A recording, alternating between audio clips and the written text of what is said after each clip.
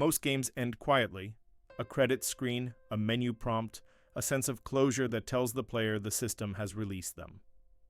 What makes this case difficult to place is that the players insist none of that happened. Not because they kept playing and not because they refused to let go, but because something in the experience continued to operate after the screen went dark. They describe stopping the game, uninstalling it, even forgetting its name, yet noticing that its logic remained active in their thinking, as if the rules had detached from the software and reattached somewhere else. The earliest accounts do not frame this as distress. They sound analytical.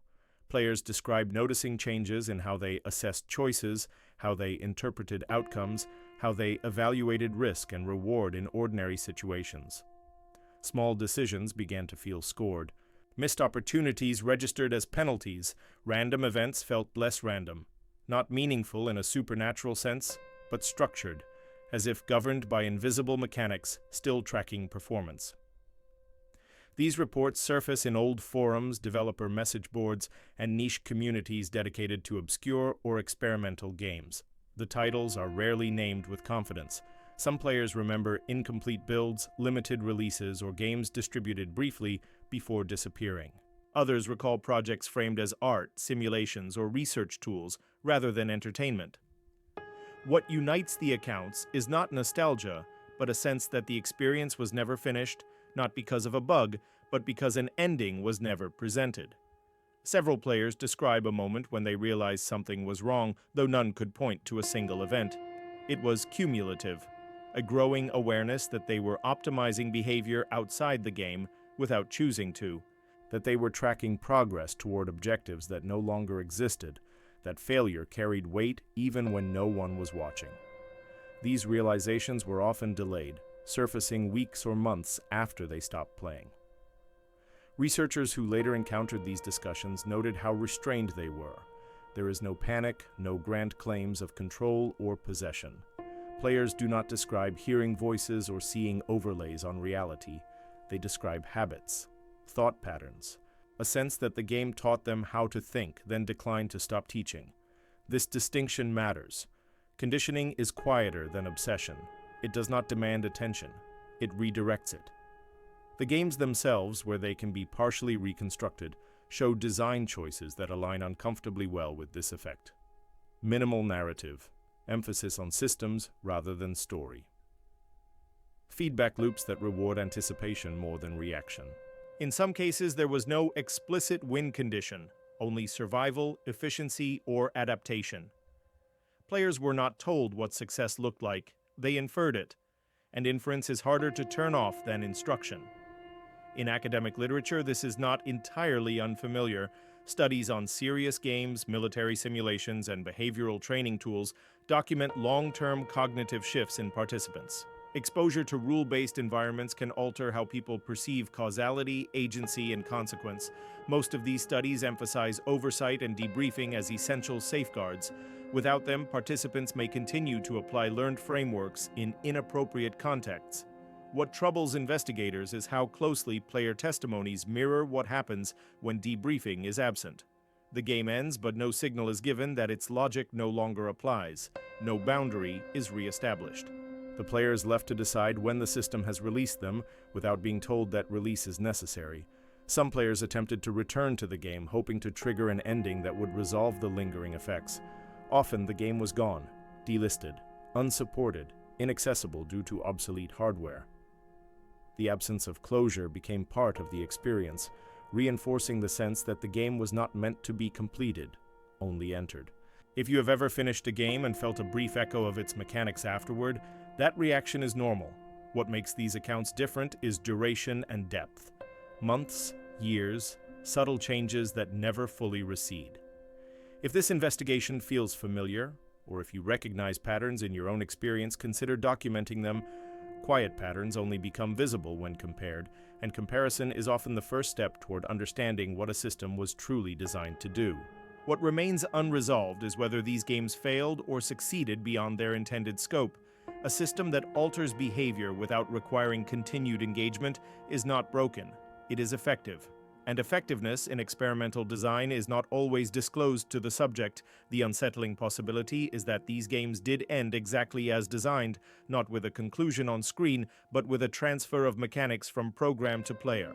An ending implemented not as an event, but as a condition. When investigators moved beyond player testimony, they found that the underlying mechanics described were not speculative. They were documented, studied, and in some cases deliberately engineered. Long before independent developers experimented with minimalist or unresolved gameplay, institutional research was already exploring how rule-based systems could reshape cognition outside controlled environments. Military simulations, emergency response training, and decision-making exercises were explicitly designed to alter how participants processed uncertainty, scarcity, and consequence. Declassified research papers from the late 20th century describe a concept often referred to indirectly as cognitive persistence. The idea is simple. When a system teaches behavior without clearly defining its termination, participants may continue to apply its rules indefinitely. In training contexts, this was considered a risk. In some experimental contexts, it was the objective. Subjects who internalized the system most deeply were often the most valuable, because they no longer required reinforcement. The players describing these games sound uncomfortably similar to those subjects. They speak in terms of optimization, feedback, invisible thresholds. They describe learning to read situations as if they were interfaces, not consciously and not obsessively, but reflexively. Everyday choices began to feel like inputs, outcomes like outputs. Even when they recognized the pattern, disengaging from it proved difficult. What distinguishes these accounts from simple habit formation is the absence of reward. There is no pleasure loop sustaining the behavior. In many cases, players report emotional flattening rather than stimulation. The system does not excite, it evaluates. This mirrors findings in long-duration simulations where the primary behavioral shift is not addiction, but vigilance. The subject becomes attuned to consequences, even when consequences are no longer present. Several of the games mentioned in archive discussions share unusual design traits when they can be partially reconstructed: sparse visuals, limited audio, interfaces that reveal little and imply more, progression systems that are opaque, forcing players to infer success conditions rather than pursue explicit goals. In one documented case, a developer interview described the game as ending when the player no longer needs it, without clarifying how that state would be reached. This ambiguity is not accidental. In behavioral research, systems that withhold clear endpoints tend to produce stronger internalization. The participant supplies their own criteria for completion. Once that happens, the system's authority transfers inward. The rules no longer belong to the program, they belong to the player. Developers of commercial games rarely intend this depth of effect, but not all projects described by players were commercial. Some appear to have originated in academic or experimental spaces, distributed informally, tested briefly, then abandoned. Records are scarce. Documentation is incomplete. In several cases, the developers themselves disappeared from public view shortly after release, leaving behind little more than forum posts and fragmented builds. Attempts to classify these experiences as psychological vulnerability often fail to account for their uniformity. Players come from different backgrounds, cultures, and levels of experience. Yet the after effects converge: heightened pattern recognition, reduced tolerance for inefficiency, a persistent sense that actions are being evaluated against unseen metrics. These are not symptoms of delusion, they are traits of trained systems thinkers. What remains troubling is the lack of follow-up. In controlled research, debriefing serves to dismantle internalized frameworks to reassert boundaries between simulation and reality. None of the players describe anything resembling this. The games ended abruptly or not at all. The systems were introduced, then withdrawn without explanation. Some players report that the effects diminished over time, but never vanished entirely. Others claim that encountering similar systems, even in unrelated games or work environments, reactivated the same mindset immediately, as if the original game established a template that could be triggered again. This raises the possibility that the most consequential part of the experience was not the game itself, but the absence of an ending. A system introduced without a conclusion doesn't resolve. It lingers, and in the absence of closure, the mind continues to operate as if resolution is still pending. The question that emerges is not whether games can alter cognition. That is well established. The question is whether some games were designed to do so without offering a way back. And if they were, whether the players who encountered them were ever meant to stop playing at all. What draws investigators back to these accounts is not the severity of the changes, but their similarity. Players who never met, who played different games on different platforms, describe altering in the same ways. Not dramatically and not immediately, but along parallel lines. Emotional responses flattened. Surprise diminished. Situations once perceived as chaotic began to feel governed by structure, even when none was visible. Life did not feel controlled. It felt measurable. This convergence is difficult to attribute to coincidence.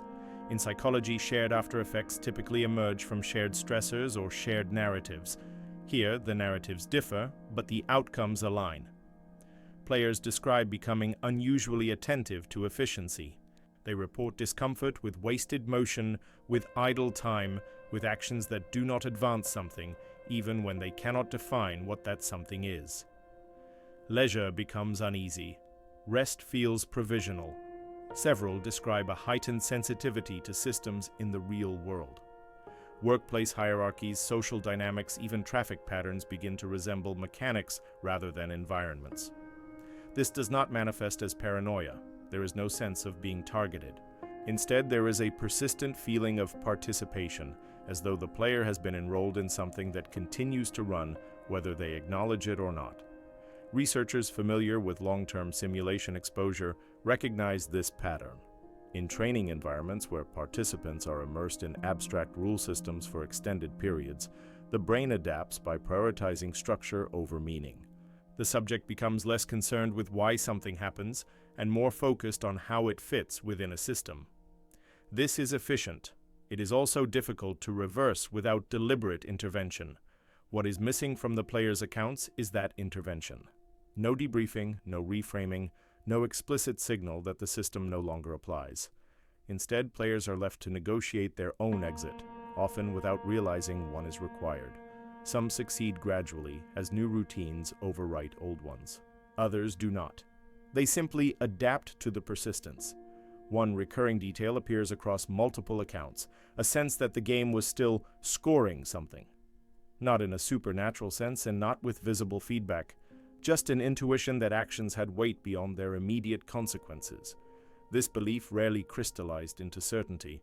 It hovered at the edge of awareness, influencing decisions without announcing itself. Attempts to discuss this with others often failed. Friends and family dismissed it as stress, burnout, or overthinking, and because the effects were subtle, there was little reason to argue.